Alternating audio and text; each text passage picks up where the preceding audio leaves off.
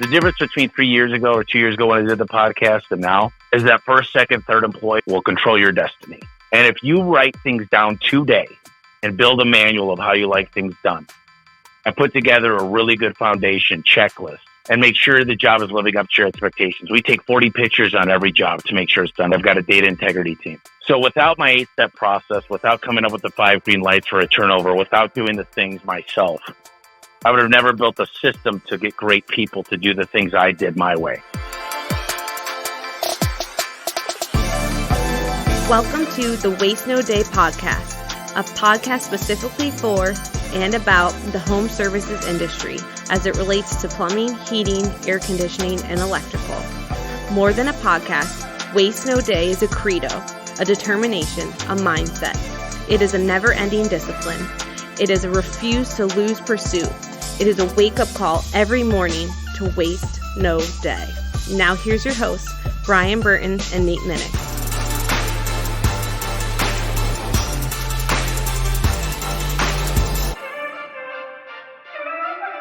Hey, welcome to another episode of the Waste No Day podcast. Your hosts, Nate and Brian, hanging out with you again and looking forward to a great conclusion with our guest returning from last week, Mr. Tommy Mello. We had a great conversation with him and interrupted it right in the middle and we're going to conclude that today, following up some additional thoughts on his book, Elevate, and the principles there within. But before we do that, Brian and I are going to spend a little bit of time talking about things ourselves, and we're going to turn to Brian for our quote. The mind is not a vessel to be filled, but a fire to be kindled. Plutarch. Okay. I recognize that quote actually, Brian, because I think you mentioned that in a previous podcast somewhere along the line. But what a great concept, talking about how like there is just such potential within each of us to really create and to go and to improve and to do. And that's something really amazing and something that we are often lazy and complacent with utilizing. Our guest today, Tommy Mello, is not one of those people. In fact, I think he makes up for several of us in terms of the amount of creating and fire kindling he does in his own mind. And we're going to have a great conversation with him today. Not just his own mind, like tons and tons of minds. Last I talked to him, he's getting 40,000 downloads a month on his podcast. Wow. Yeah. I mean, that's like 39,998 more than we get. Yeah. All two of you listening every month, which I think is just you and me downloading. Not me. Oh, so. Hey, whoever else you are, that other person besides me, I appreciate you. Absolutely. Yeah, but he has great guests on his show, but I don't listen to his show for the guests. I mean, I like when he has a good guest on. And, Tommy's my boy, and I've grown to really like Tommy as a person, but this has nothing to do with that. I was a massive Tommy Mello fan before I ever met him, before we ever had him on the show, before I had a conversation with him. Like, dude, this guy's a game changer. Can't promote his show enough, can't promote his books enough. If you're selling or building a business, if you're a plumber, an electrician, a garage door tech, whatever you're doing, you should spare the hour a week of Tommy putting on his podcast, because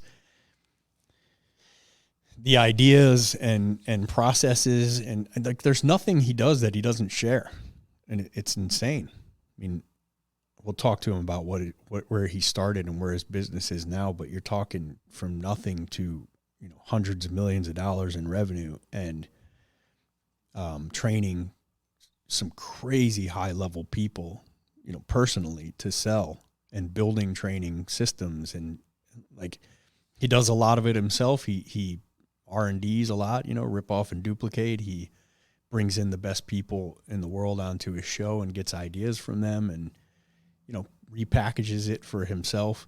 But he's one of those guys that, as to quote Plutarch, he kindles the mind. I mean, he makes you want to think bigger. So can't recommend it enough. So I was recently on the Successful Life podcast with my man, Corey Barrier. Good dude. And Corey oftentimes will, so Corey's one of those video texters. You got some of those in your life, Nate? No, not really. I mean, I get Snapchats and stuff like that, but not like... You're on Snapchat? Not anymore. No. Find him on Snapchat. No, do not. I'm not on Snapchat. No, I don't really have like narrators like that. Yeah. So I have several people who, some people will send like the audio message. Do you have that? There was only really one person that ever did that to me. Who's that? Mr. Scott Rohr. Oh, did he? Yeah. He never did that to me. Yeah. Scott was all about efficiency. Yeah. So I don't mean like talk to text, but I mean like click the record button and talk to you, and then you press it and you just hear him speaking. I got several of them, a few videoers. Corey's like a guy he's a busy dude. He's involved in tons of things, and he's driving, and he'll just record a video. Hey, what's up, my man? This, that, this. Boom, press send, and you just watch the video of him talk. I'm like, this is super efficient. I don't have the confidence he has. Like, I don't want to see my mug on that video, So we don't do video podcasting, please. It has nothing to do with text driving around all day and not wanting them direct. But he sent me a message and he said, happy 4th of July. And I was talking to a buddy, Jeff Laney, he said, who told him that we have a mutual friend in common, and that's Brian Burton. He was telling him a story about doing a ride along with me at Yes Plumbing back in Vegas. And I don't know when Jeff got there, like 2008. Jeff's one of those guys I hit it off with instantly. He's just a really good dude. I have not had a conversation with him since I left Vegas, but we're going to have to catch up here soon. And he said, yeah, I was riding with Brian doing a ride along. And I don't remember where Jeff was, or, even Jeff being this a long time ago, but probably nearly 20 years ago. But I remember this job because the story was told over and over, and I ended up having to talk about it in a couple morning meetings. But we were leaving this house with nothing and had recommended a water heater and some water treatment. And my wife was pregnant with, I believe, our second child at that time. So I don't know what it was, like 2006, 2007 or something. And we were like walking down the walkway, and they were like holding hands, watching us walk out like a commercial, and she just yelled out like, hey, we'll pray for you guys that everything goes well with the baby. And I'm like, you want to do that now? Nate's just rolling his eyes with his stomach rolling right now. It's like, and they're like, look at each other confused. They're like, huh? And I was like, yeah, you want to do that now? And they're like, yeah. And look, I was at that time, I was agnostic, I'm like a Christian now, which it makes me kind of not even want to tell this story, but it was kind of twofold. Like, I know this is a relationship builder. This is going to be good for the relationship. Number one. Number two, whether I believed at the time there was a God or not, I kind of wasn't sure. There's no evidence either way. Could it hurt that they prayed for the baby? I didn't think so. So let's give it a whirl. And we went back to the kitchen table, and I don't know what poor Jeff was doing, or new to the company on a ride along, but they grabbed my hands from either side and sat at the table and prayed for the baby. And look, long story short, whether it was my first or second kid, both kids are very healthy now, so it worked. Oh, and by the way, we got a nice new water heater and water treatment package out of the deal. So, Nate, with that look of, our guests can't see that look of disgust, Nate. You might actually have to say what you're feeling right now. I don't prefer to put that on record. So I didn't want to, I never told that story on the air because I just feel kind of, cruddy about it or whatever. Like, was that the best thing to do? I don't know. But Corey, hearing the story, he was like, yo, man, I am a Christian, and I'm, I'm very impressed by that story, because that was whether it was a prayer or whatever it was, having the wherewithal to say, ooh, here's a chance to not let this thing go. And, we probably would have gotten it. We had great rapport with the people. We built a great relationship. But they were literally like, we're not doing it today without, going through our regular process. And when they said that, I just thought, well, here's another opportunity, But having that wherewithal was impressive to him. And he said, I don't find it to be a low down thing to do at all. So he said, you should definitely tell that story on Waste No Day. So thank you, Jeff Laney, throwing that out there. Appreciate you, bro. And thanks, Corey, for giving me the nudge. But yeah, that story, that happened and was kind of legend there in Vegas for a little while. And I think the prayer worked because, actually my son stayed in the NICU for, I want to say a week. It's like there were complications expected and complications happened. But Ethan is good. He's alive and well and he's a strong, healthy young man. So appreciate the prayers. Couple in Las Vegas that probably about this time has had another water heater and water treatment system put in. Maybe two. Well, relationship building is something that our guest who we have on today is fantastic at, and we're super excited to talk with Tommy about all the things that he's doing. But before we do that, it's time for our review of the week. Brian, who do we have today? Green and growing. 5 stars. Love that. That's the old Ken Goodrich quote that he always said. You're green and growing or you're brown and dying. No standing still. Green and growing. Amazing podcast. I was taught by an amazing technician that understood how important selling is to our trade. This podcast has been an awesome tool for me as a new service manager to train my guys. The art of communication is what separates the good from the great. I'll be a supporter of this podcast forever. Rye Fitz 523. That sounds like it's probably Ryan Fitzgerald, also hailing from Las Vegas. Hey, Ryan, let us know when you get that Dub ND tattoo. We want to see a picture of that. You won't. You won't. You ain't built like that, right? Please don't. Yeah, please don't. If you actually do that. Seriously. Well, we appreciate the review. And of course, if you are interested in the show and the content and you appreciate anything that you're listening to here, make sure that you do drop us your 5-star review. We'd sure love to hear from you, your comments. Tag us on Facebook, hit us up wherever we can. We sure love to hear those things. And it helps us have not only a reminder of the impact of what's going on in the field, but also a motivation to keep going. But if not, we appreciate you listening. Even if you do it quietly and don't tell a single soul about it, keep it all to yourself. Like Gollum's ring, you know? You're precious. Yes. Yes. Well, what is going to be precious today is the guest that we have on.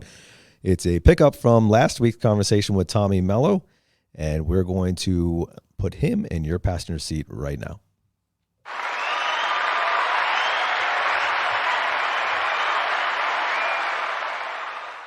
Our guest today returns, Mr. Tommy Mello. He is the home service millionaire and beyond, now focusing on his second book called Elevate.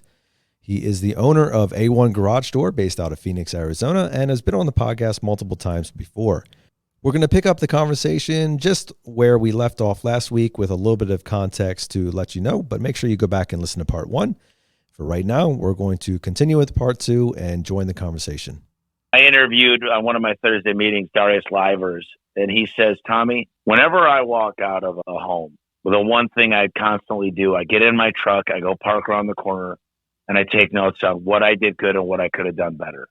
He goes, if you don't have the mindset that there's someone on this planet out of 8 billion people that a person could have, maybe I didn't put the booties on when I went in the house the second time. Maybe I didn't smile. Maybe I didn't accept the iced tea. Maybe I didn't explain things. Maybe I didn't make that right eye contact. Maybe I was intimidating. Maybe I should have got down on one knee to present the parts instead of standing above that elderly woman. Maybe I didn't smell right. Whatever it might be. So without self-examination and wanting to do more and thinking you could do more, and if you've already felt like you're the best, there's problems there. You've already conquered everything and you're done. There's no reason to be alive. I think I've got so much work to do. I'm the best I've ever been, but the worst I'll ever be. I say that all the time. And the guys that say, listen, I did great. I made the money I need to make today. I can pay all my bills. I got a little bit extra. That's the wrong mentality. And a lot of people just say, I just want to be happy. What the hell does I just want to be happy mean? What are you going to do to be happy? What actions are you going to take? And it goes back to the elevate mindset of just, what can I do for everybody around me? I've got this quote. I've got a whole pad here. Someone actually bought this for me, but it's blank sheets with on the top of it. You can have anything in life you want if you just help enough people get what they want, by Zig Ziglar. And I've got this motivation all around me. I sincerely, and a lot of people say this, I love my life. Now, there are times I'm unhappy throughout the day. But overall, it's a great day. I live in Arizona. The sun's out. It gets hot sometimes, but it's a sunny state. In Michigan, I used to get depressed because it was gray every day. It was cold. It was like, I don't want to get up. It's dark outside. I put myself in these situations all the time to only be able to be happy. And I put a lot of time and energy into making sure I do the things I love the most. One of the things that we love the most here is encouraging our listeners, and we want to do that through every podcast that we bring. There's already been a lot of good stuff today about investing in yourself and reflecting upon things that you can be doing better, and even buying back your time and making the most of the opportunities that you've been given. Now, when you reflect upon your journey, Tommy, I'm sure there's been some touchstone moments or some turning points in your life where perhaps you found out, man, I need a mentality shift on how I view that thing. I need to change my perspective on this element of my life. I need to alter my perception. What have been some of those things that you've come across your life where you were like, wow, I've been looking at this wrongly the whole time. I need to shift that. And then you came out of that with a completely different perspective and motivation on life. I look at things that I could control, and I don't dwell on things I can't control. That's the biggest foundation. Is a lot of people get upset about things they can't control, and it's a state of mind versus I can actually control this. I could change this. I could get help. My secret sauce is asking for help. If anybody ever asks me, what's your superpower? It's being the fact to be humbled and asking for help. The answers are there. You just got to ask, and you got to know who to ask. I always say your network is your net worth because I've created an amazing network, and I'm constantly getting help. And I've been very fortunate to attract the right people because I try to smile a lot. I try to actively listen, and just understanding there's certain circumstances that are out of my control and accepting that, and then accepting the fact that I can control a lot of things around me, and then making sure I understand that. And a lot of people, they get upset about things that are out of their hands. I just had to go to a funeral for Bree's grandfather. He was 64 years old, and it was very difficult. It was tough times, and she's still going through it. And what I could tell you is the preacher got up there and he talked a lot about regret. And he said, you can't change the past, but you could definitely change the future. And if any of you have a feeling of regret, just know Grandpa's looking down, Dad's looking down. And you did. And I was fortunate enough to spend a lot of quality time with that man. And Grandpa Johnny was an amazing guy. But what it taught me as we went through the scriptures, and whether you're religious or not, just what it meant to me was spend quality time. And I tell you, I wish I spent every day calling my mom. I wish I did things. And I try the best I can. And I'm a work in progress, and I'll always be a work in progress. But it meant a lot to me to sit there and just reflect and just say, I got to make some changes. But guess what? I listened to a panel of the GOATs of all the greatest. And Jimmy Hiller said, listen, guys, I don't have a whole lot of regrets. I missed a lot of basketball games. I missed some fishing trips, but I also am able to give all my grandchildren scholarships. I'm also able to give my wife the best life. Some of it takes discipline. It's not always going to be easy. And there's certain things we need to do in life. A lot of us are breadwinners. So there's not a lot of regrets, but guess what? I did the best I could with what I had.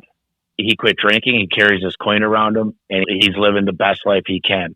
So there's a happy balance, but I think regret is something you need to take and just start to visualize. What are people going to say when you're at your funeral? Just imagine if your mom or dad or wife or kids or anything happens, is when you think about that and just think about them in the casket, is it starts to change what you're going to do today. If you could actually visualize that and think about that and say, it's horrifying, but think about all the things you do today differently. That's a good word there, Tommy. And shifting gears here, I don't think you are a man that lives with regret. And one of the things that you've chosen to do is continue to optimistically pursue the future. And as you were writing the book Elevate, what were some of your favorite chapters or favorite concepts that you felt like, man, I can't wait for people to read about this? Well, Elevate has 5 core things. It's leadership, culture, marketing, recruiting, and systems. So that's the business side of it. I gave my book to one of my managers, Joe. And Joe texted me. He goes, this is my morning motivation. And it says, clearly define your values if you want to attract the right people. You can't skip this step. What do you want people to say about you? Imagine a grassy hilltop with low gray clouds and light rain. Everything feels muffled and wet. Like the world is far away. People in the dark clothing gather soberly, and there's a coffin at the front of the crowd. Sitting inside the coffin is your corpse. All around are photos from your life. Everyone who loved you is here. As the afternoon unfolds and people make comments, what do you hope they'll say about you and your company? What do you wish people would admire about you and be grateful for? Spend time visualizing this hilltop scene and writing down everything you hope people will say. Now return to the present moment and think about the market, your company today, to attract the type of people who can make it into the right place that will be remembered the way you want years down the road. What kind of team will it take to achieve the things you saw people saying up on the hill? What type of organization with what type of values would attract people like that? At my own funeral, I want the message to be that I helped other people win. I want to inspire and empower others to be number one in their personal and professional lives. I will hire employees at my companies who also value winning and enjoy helping others win. We are competitive, but also giving, not selfish. This came from thinking deeply through the funeral exercise.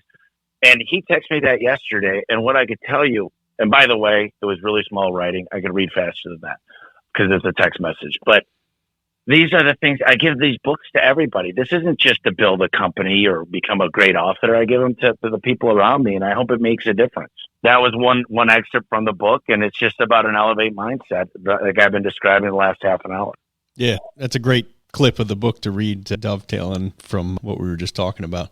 Yeah, give our condolences to Bree for sure, and to you, because I'm sure you spent some good time with him as well. Thank you for that. There's a book, and I can't remember the name of it, but it was something like If I'd Only Known, or I don't remember exactly. It's a real short book written by a mom whose son died in his sleep or something like that. I read it so long ago. I don't remember the exact details of it, but it was really short. It was like, if I had known that was the last time I was going to kiss his forehead, if I'd known that was the last Saturday we were going to have together, like that kind of thing.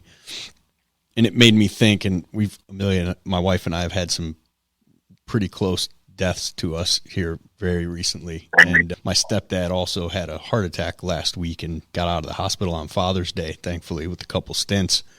But some stuff has hit real close to home lately and had me thinking in those terms. And it's not like just with your kids, but one was a neighbor who was one of my wife's best friends who we lost like just suddenly and unexpectedly.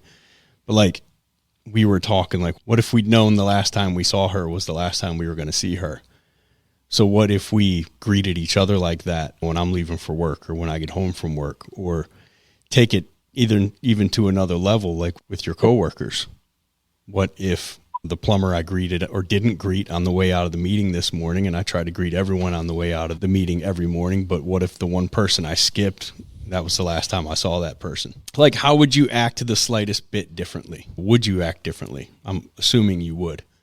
Oh, 100%. I agree. Bree felt the same way, that she could have went and visit Grandpa. And she's like, just wish I had 5 minutes to tell him how much I love him. And I don't think I could live in that all the time. I think I would really have to work on myself to think this is the last time I'm going to see him. Yeah, for sure. I think I would be talking to people for 15 minutes every person I saw. But what I do think is when people start at the company, we have people leave the company, they've been there for 30 years, and we celebrate, we have a cake, we take them out, we have fun, and we celebrate their new life of retirement or moving on. Why don't we do that when people start? Why don't we acknowledge people and tell them how great they are and you're ready for a new career? I tell this story of the girl and her dad, and she turns 18, and her dad says, listen, I bought you this car, I had it hidden in the farm, and I wanted to give this to you for you're 18 now, and this is your new life. And she said, thanks, Dan. And she looks at the car, and it's old and beat up. And she says, why don't you just take it to the local car dealer, see what they'll give you for it? She comes back a day later. She says, Dad, they'll give me $1,000. They said it's not worth a whole lot. And he says, take it to the pawn shop, see what they'll give you. And she says, Dad, unfortunately, they only want to give me $200. They said it needs a lot of work. They frankly said it's a piece of junk. He said, a thing I didn't tell you is I also bought you a membership to the local classic car club. I want you to take it there and see what they think. And she goes, Dad, this is crazy. They offered me $250,000 because it's rare. It's in great condition. It's got great capabilities, and it's super hard to find. And the dad says, I just wanted to let you know that you're not worth anything if you're not in the right place. If you're not appreciated, don't be angry. That means you're in the wrong place. Don't stay in a place where no one sees your value. And I look at everybody in that room and I say, I value you. You're in the right place. This is your future. I've got your back. I'm here. Here's my cell phone. You call me, you use me, and I'll show up for you every day. And their wives are on the line, and we get everybody on their graduation, and we celebrate. We give them certificates, and we say, welcome to your new life. This is it. This is the opportunity of a lifetime. You've got unlimited potential. And I think that means a lot because I mean it sincerely. Yeah, you're going to potentially make owners out of all of them. They want it. They just got to decide they want it. You can't be more sincere than giving them the opportunity to work their way into ownership of the business. Which I've not even released any of that yet because there's a lot of other people that were working on it for July that hopefully everybody's not listening to this. Yeah, you're going to be listening. You're going to be releasing it in a couple weeks, buddy. Exactly. It is happening in July. That's why I said it. That's awesome. I want to switch gears a little bit. Your first episode you did with us, and man, I just do not remember when it was, but it was 2021. The most feedback I got on that episode, most of our audience, I'd say easily 60% is technicians in the field, selling technicians of now just various trades that we had no idea listen, but including garage door techs, which is pretty cool. But the second biggest group that listens to our show is probably similar to your audience, which is up and coming business owners, very small businesses of people who own the company and maybe have 1 or 2 trucks to 5 trucks. It's probably our second biggest audience.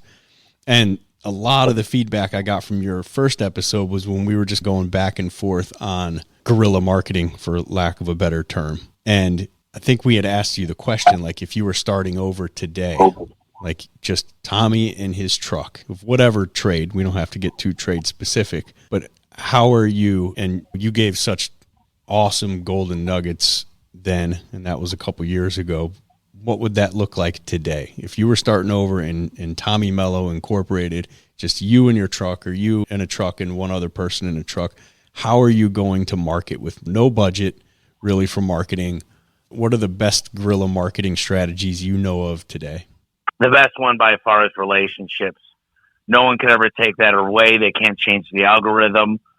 And because it goes back to David and Goliath, go out and meet the people. Try to read the book, How to Win Friends and Influence People. Smile. Show up. If you make a mistake, admit it. Be honest.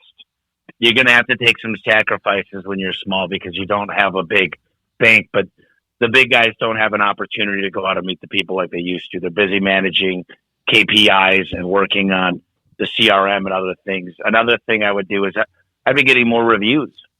I'd be offering to all the neighbors, listen, I was just at Mr. Jones' house. Could I tune up your door? No cost. All I ask is that you make sure to let me know how I'm doing online. If you have a few minutes, take a picture of me and put it on Google. And if you could let me know how I did on Yelp. And also, it would be great if you mentioned me on Nextdoor. Most companies don't have the time to do that, nor do they have the patience to do that.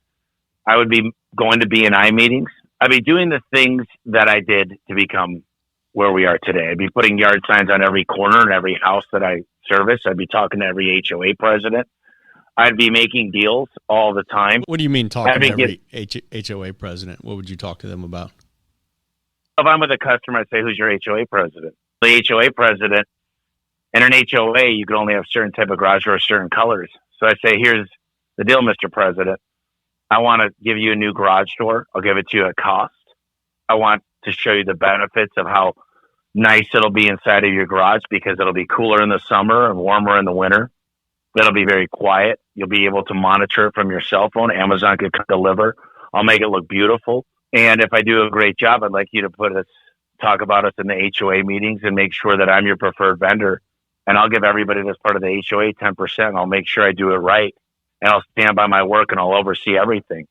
Because I know these doors are 10 years old and most likely you've got 500 houses in this HOA and I'm the guy that'll make sure everything gets done attentively.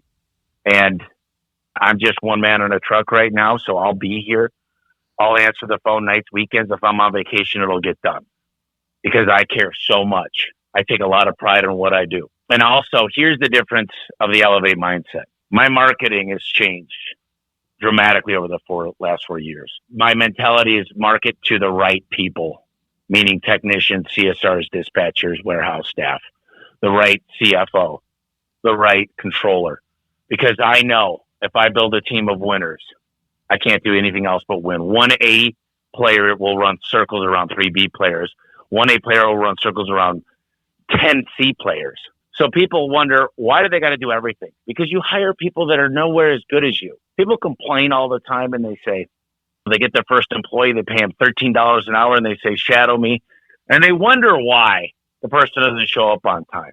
You want somebody that wants more for their life and you want to pay them way lower than a livable wage. And you can't pay them good because you don't charge enough. It's a vicious cycle. So you got to start marketing for great people. You got to see the best in people. You got to always be recruiting. So the difference between 3 years ago or 2 years ago when I did the podcast and now is that first, second, third employee will control your destiny. And if you write things down today and build a manual of how you like things done and put together a really good foundation checklist and make sure the job is living up to your expectations. We take 40 pictures on every job to make sure it's done. I've got a data integrity team. So without my 8-step process, without coming up with the 5 green lights for a turnover, without doing the things myself, I would have never built a system to get great people to do the things I did my way because I cared. I was very passionate. And what I would say is the reason guys run in circles that own businesses, the one guy in a truck, is because they can't afford to get the right help. They don't want to pay.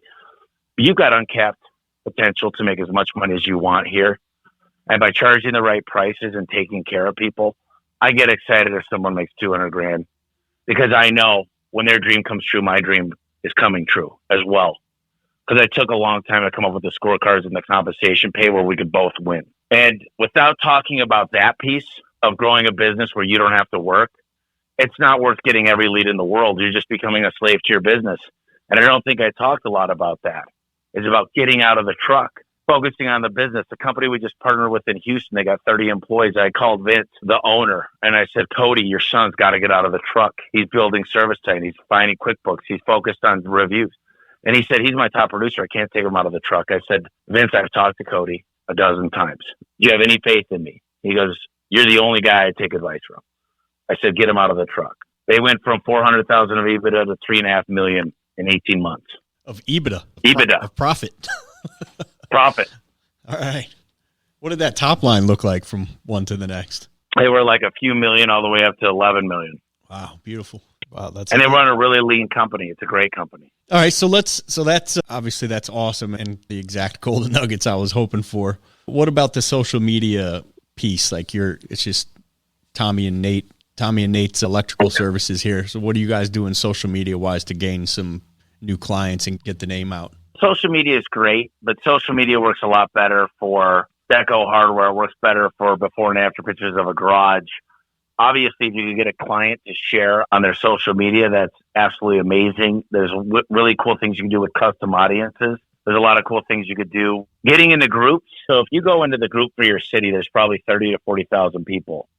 You can't advertise on there. But you could say, I have the most wonderful client in the world. You got to put it in a way and write it in a way that's not if they post it and they say, oh my gosh, my garage door sound like a steamboat. It was loud. It woke up my son every day and now it's so quiet. So you want to post in places where your avatars are going to be. So Mrs. Jones could just make a post saying, hey, man, my garage doors woke my son up who sleeps above the garage every morning when I went to work, and then I had Bill from A1 come out, and all of a sudden my garage doors are silent. You guys have to check this out if you're around my area. Like they could post that, no problem, and even post a link. 100%. And here's another really great insight is we got self-generated leads. So anybody could post a bunch of pictures on their social media and they get 7% of the job without even running it.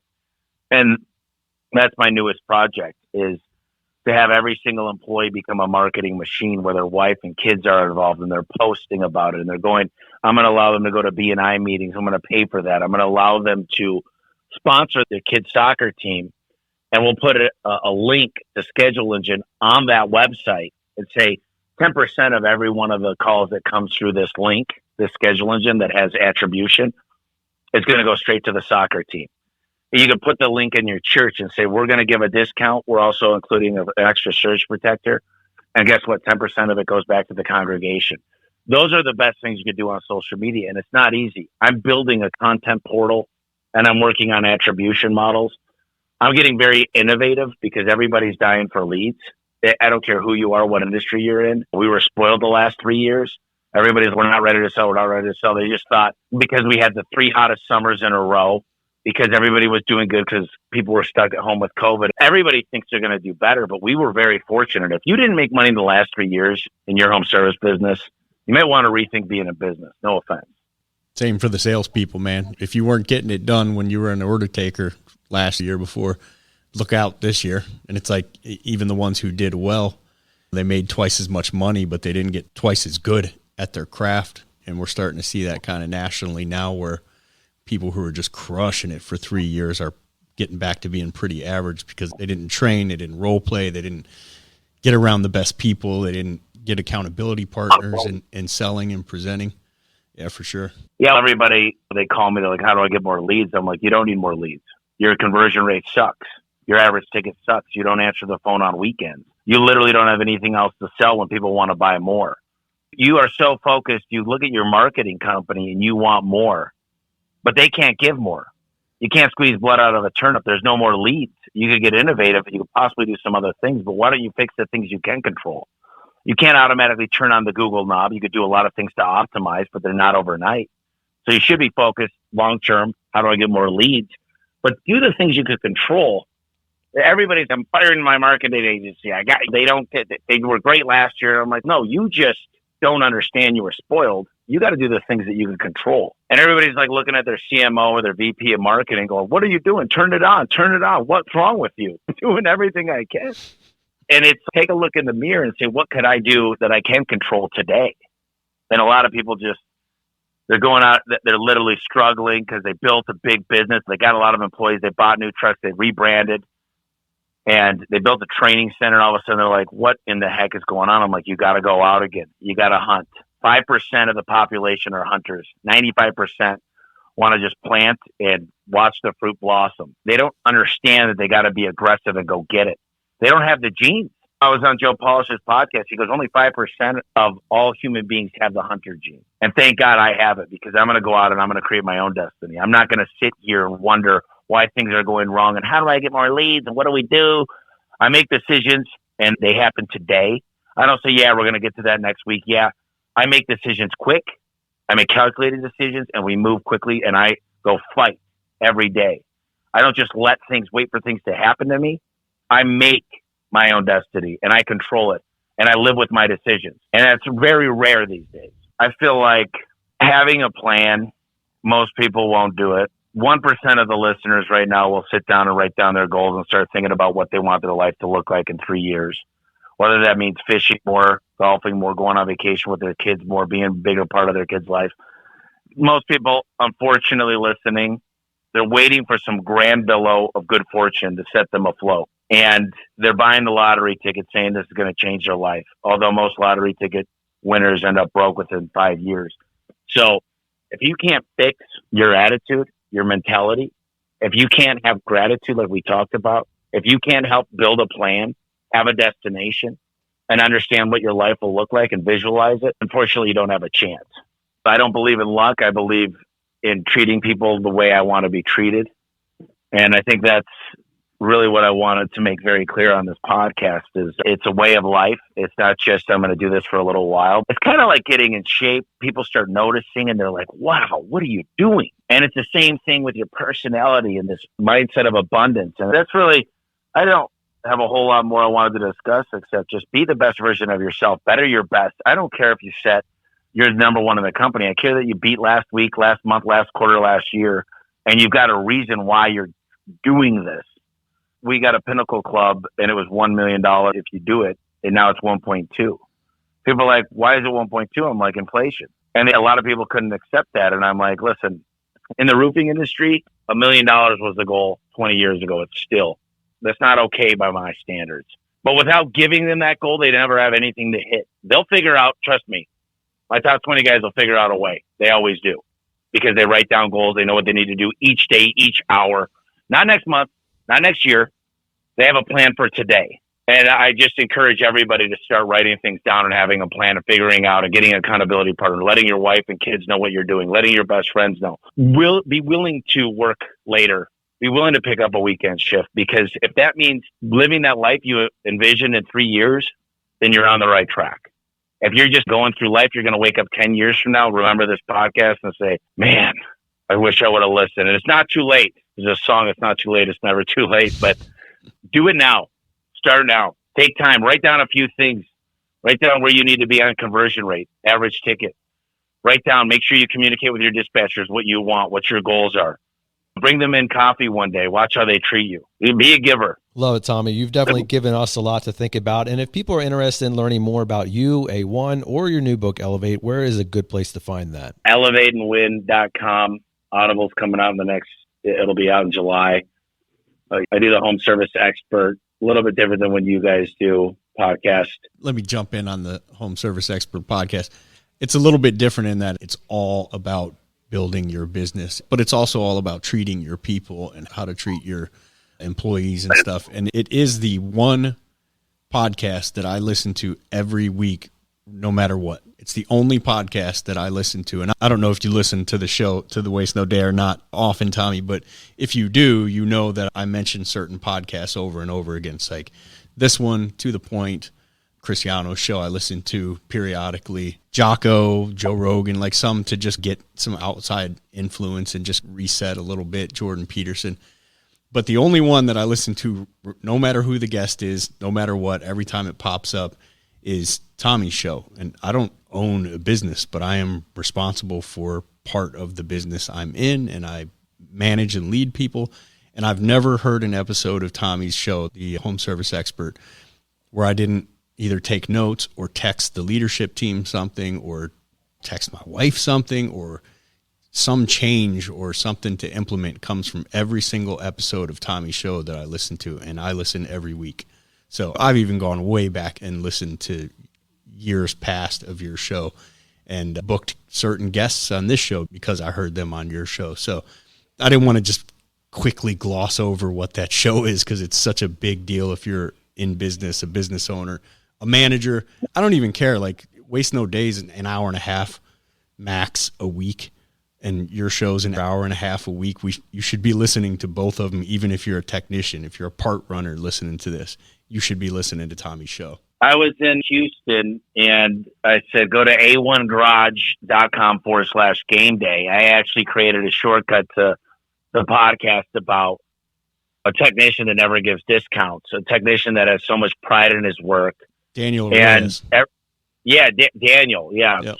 Just an amazing mindset. And everyone you tell me to listen to, you know, what's crazy is I've been on 93 trips in the last 360 days. And people are like, why do you do that to yourself? And I'm like, I don't do anything. Some people would say it's sacrifice. Some people would say I'm building something. Some people would say I'm living the best life. I look at it as the third one of, I do what I want with who I want. I do things because I want to. I really have a big plan, and it's not easy. It never is when you got big goals and big expectations. There are sacrifices that are being made. But at the end of the day, I've got a plan, and I'm sticking to my plan, and I'm not going to go off track. And everything is falling into motion perfectly. And when it doesn't, I recalibrate and get it back on track. So listen, I enjoy your podcast. I think you guys have something amazing going on. You're giving back to the community that helped build my life. And I think people need to listen, and they need to share this podcast with as many people as possible. Not this show, your show in general. And you just, whether it has to do with addiction, whether it has to do with just performing better, whether that has to do with your family, your habits, you guys have great people on, and you're always inspiring others. That's something that I think everybody should take the time, leave you a great review, share it, and grow the audience if they love it. And that's the best compliment you'll ever receive. If someone says to a coworker, or someone goes online and shares it on Facebook. So if you're listening right now, take a step in the right direction and share this, because these guys take a lot of time. They don't make any money off of this. They're doing this because they want to share, and they're helping bring forward your life. And the best thing you can do is pay it forward to others. Love it, Tommy. We appreciate not only the endorsement, but the encouragement and challenge as well. It's been great to have you on the show again. We look forward to having you on sometime in the future, and we appreciate not only what you share with us today, with all the deep, dark secrets that you shared in Elevate to make us all better, man. We appreciate it so much. Yeah, it's weird for me because you're like 4 years younger than me, but you're a big mentor for me. And I can always bounce things off you. And as busy as you are, I get a text back pretty lickety split, and you're always open to helping. So I appreciate you, man. Love you guys. Literally, if you ever need anything, my line's always open. My door is always open. And I'm here to bounce things off of. I share everything. People wonder why I share so much. And I'm like, I hope you just take advantage of all my mistakes. But I appreciate you guys very much. Thanks for letting me be a guest on the show. All right. Thanks, man. Hey, that's a wrap for this podcast. What a great time with Tommy. He always has so much to share. I hope that you enjoyed this 2-part show. And he always has great content to bring. And you can read even more about that in depth in his new book, Elevate. So make sure that you check that out. Whether you're a business owner or just looking to make some moves and get better as a technician in the field, always great advice from Tommy. And I'm sure that he will continue to do that as he moves forward. We hope that this podcast is also bringing you great advice and great strategy to not only improve you in your work life, but also in your overall life as a whole. And we want to make sure that we're doing that by bringing great guests to you. If you have any suggestions or ideas for guests or topics, we'd sure love to hear it. And of course, drop us a line in the comments and the reviews. We'd sure love that as well. We want to leave you now with our weekly challenge, which is the same each week, to choose to wake up every single morning and waste no day.